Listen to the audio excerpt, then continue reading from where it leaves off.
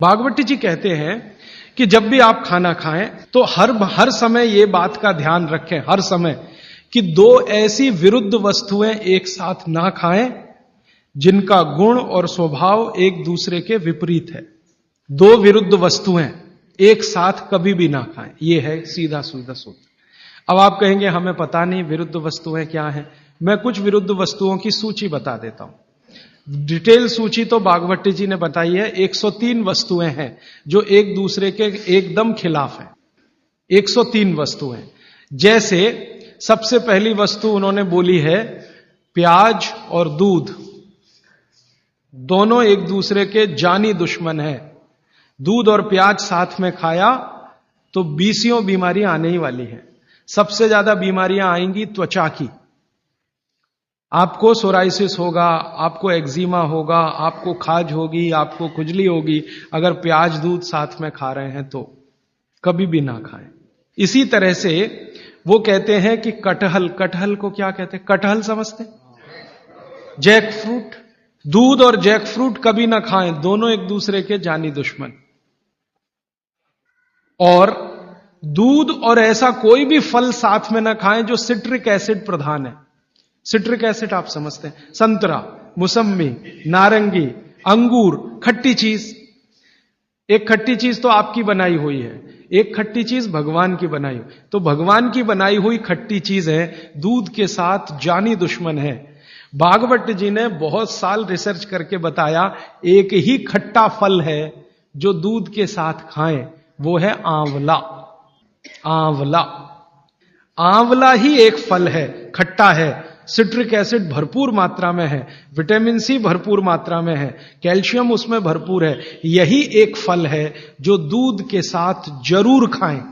बाकी कोई फल जिसमें खट्टापन है वो दूध के साथ ना खाएं।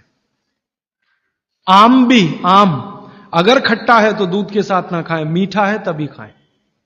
आम और दूध की दोस्ती बहुत जबरदस्त है, लेकिन खट्टे आम की दूध से दोस्ती नहीं है। मीठा आम, एकदम मीठा आम, पका हुआ आम, उसी को दूध के साथ खा सकते हैं। एक और उन्होंने गिना है। वैसे तो आप जैन हैं तो ये बात आपके लिए लागू ही नहीं होती, लेकिन जैन नहीं है इसलिए कह रहा हूं। तो कभी भी शहद और घी एक साथ ना खाएं। दुनिया का सबसे खराब जहर है ये, शहद और घी। शहद घी साथ में ना खाएं। शहद खाना है तो घी ना खाएं, घी खाना है तो शहद ना खाएं। इसी तरह से उड़द की दाल और दही गलती से भी साथ में ना खाएं। उड़द की दाल, वैसे तो मैंने कल बोला था द्विदल, द्विदल में सबसे खतरनाक है उड़द की दाल। उड़द की दाल के बारे में जितनी भी रिसर्चेस भारत में हुई हैं वो ये कहती हैं कि ये दालों की राजा है, इसलिए ये अकेला ही खाएं। इसके साथ दही नहीं खा सकते। उड़द की दाल के साथ, दालों की राजा है, राजा अकेला ही रहता है ऐसा कहा जाता है। तो कहते हैं उड़द की दाल भरपूर खाएं, मना नहीं है, लेकिन अकेली खाएं। और बाकी जो दालें हैं, अरहर की दाल है, मूंग की दाल है, तो मैंने कल कहा था कि ये भी द्विदल में है, दही तो ना खाएं। लेकिन कोई मजबूरी में खाना है तो उपाय मैंने बताया था कि दही गर्म करके खाएं, माने दही में बघार लगा के खाएं ताकि तासीर गर्म हो जाए उसकी, या मट्ठा गर्म करके खाएं, तासीर उसकी गर्म हो जाए। लेकिन मेरी आपको विनम्र विनती है, उड़द की दाल के साथ तो बिल्कुल ना दही खाएं, ना मट्ठा खाएं, बघारा हुआ भी नहीं खाएं। भागवत जी कहते हैं कि चलेगा ही नहीं। मैंने इस पे मेरे अपने शरीर पे एक्सपेरिमेंट किया। मैंने एक दिन कहा कि चलो खा के देखते हैं। भागवत जी ने कहा ना खाएं, खा के देखें क्या होता है शरीर को।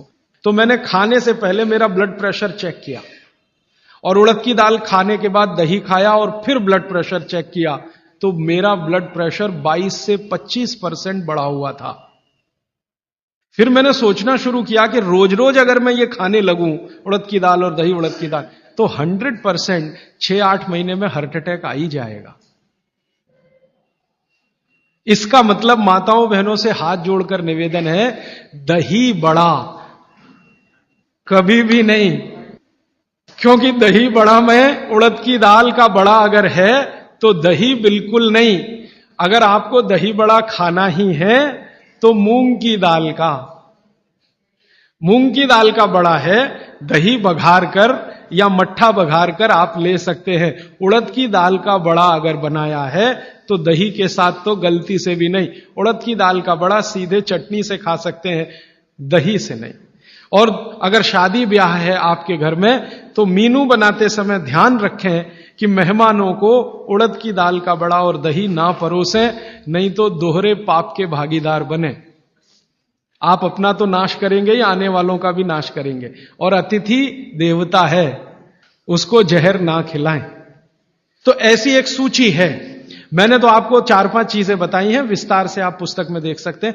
वो सूची ये कहती है 103 वस्तुओं की, ये चीज इसके साथ ना खाएं, ये चीज इसके साथ ना खाएं। तो भागवत जी कहते हैं 2 विरोधी चीजें साथ में ना खाएं। और वो कहते हैं कि अगर आपने ये सूत्र धारण कर लिया तो जिंदगी भर आप निसंकोच बिना किसी रोग के जीवन बिता सकते हैं।